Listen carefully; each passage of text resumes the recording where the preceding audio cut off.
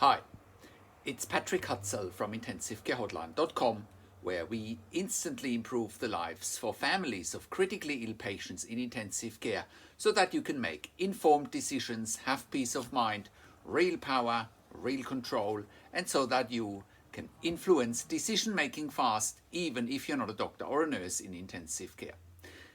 This is another episode of Your Questions Answered, and in last week's episode I answered another question from one of our readers, and the question last week was, what questions should you be asking if you have a loved one in intensive care?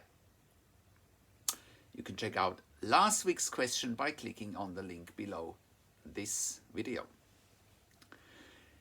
In today's episode of Your Questions Answered, I want to feature another case study with one of our clients. And the case study this week is, have they moved my mum out of ICU too quickly? She went into fast AF atrial fibrillation and now she has severe ARDS. So this is another great case study and an excerpt from Luisa and the doctors discussing about her mum's health progress in ICU. So Luisa's mum ended up in ICU with COVID-19 with a pre-medical history of diabetes type 2. She couldn't come off the ventilator, and so she ended up with a tracheostomy. She was then transferred to a step-down unit but readmitted back to ICU because of multiple episodes of fast AF, also known as atrial fibrillation or AFib, which was managed by cardioversion and with amiodarone.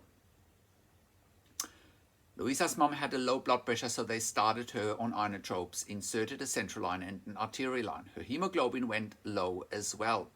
She's had a blood transfusion, and so her hemoglobin improved. They were suspecting DIC due to drop in hemoglobin, but it has not been confirmed.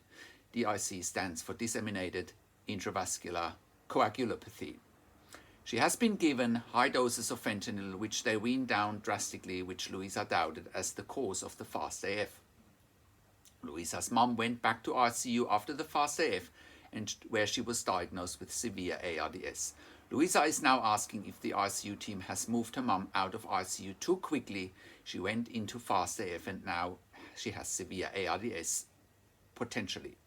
Go and check it out yourself here. We have transcribed a phone call with the doctors and Luisa below, where you can see what the discussion Luisa had with the doctor. So go and check that out below this video. And if you have a loved one in intensive care, you can become the best advocate for your critically ill loved one also, and you should be able to make informed decisions, get peace of mind, control, power and influence quickly whilst your loved one is critically ill in intensive care. So how do you do that? You get to that all-important feeling of making informed decisions, get peace of mind, control, power and influence when you download your free instant impact report now by entering your email below. In your free instant impact report, you will learn quickly how to make informed decisions, get peace of mind, real power, real control, and how you can influence decision making fast whilst your loved one is critically ill in intensive care. Your free instant impact report gives you in-depth insight that you must know whilst your loved one is critically ill or is even dying in intensive care.